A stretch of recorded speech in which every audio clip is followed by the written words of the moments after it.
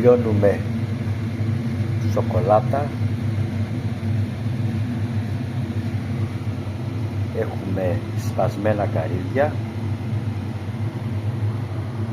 και χυμό πορτοκάλι, στυμμένο πορτοκάλι.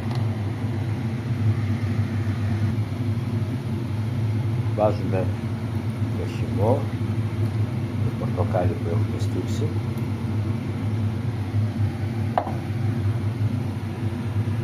και μετά ρίχνουμε τη λιωμένη σοκολάτα.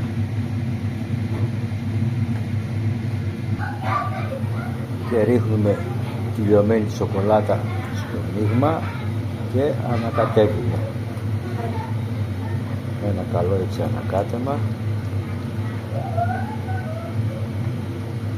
και να δούμε μετά τι κάναμε. Είναι σχεδόν έτοιμο και τώρα θα το βάλουμε στα μπολάκια. Το βάλαμε και το μείγμα όμορφα ωραία εδώ στα μπολάκια μας, και ό,τι άλλο διακοσμητικό θέλετε μπορείτε να βάλετε, και το γλυκό είναι πανέτοιμο.